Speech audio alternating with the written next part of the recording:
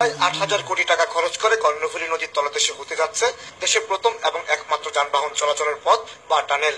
সম্ভাব্যতা যাচাইয়ের পর সম্প্রতি একনেকি প্রকল্পের চূড়ান্ত অনুমোদন দেওয়া হয়েছে। শেষ হয়েছে চুক্তি প্রক্রিয়াও। নগরী পতেঙ্গা এলাকার ১৫ নম্বর ঘাট থেকে শুরু হবে এই টানেল, আর ৩,১৪০ মিটার দৈর্ঘ্যের এই টানেল শেষ হবে আনোয়ারায়। আর এখানেই গড়ে উঠবে চায়না সিটি নামের বিশেষ অর্থনৈতিক জোন।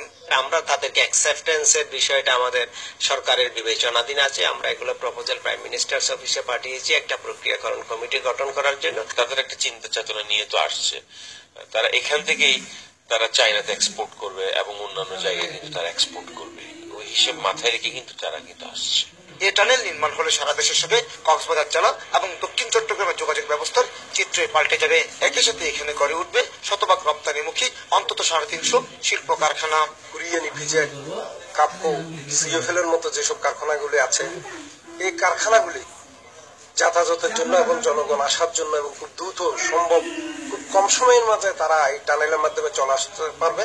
এই টানেল আমাদের এই উদ্দেশ্যকে, এই শিল্পায়নকে আরো ত্বরান্বিত করবে। আর কর্ণফুলী নদীর তলদেশে টানেল নির্মাণের পাশাপাশি চীনের জন্য বিশেষ অর্থনৈতিক জোন গড়ে তুলতে শুরু হয়েছে ভূমি হস্তান্তরের কাজও।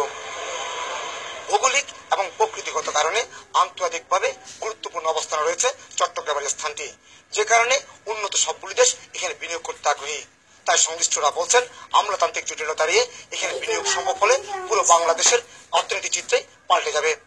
চট্টগ্রামের কর্ণফুলী নদীর ১৫ নম্বর ঘাট থেকে কমল দে, সময় সংবাদ।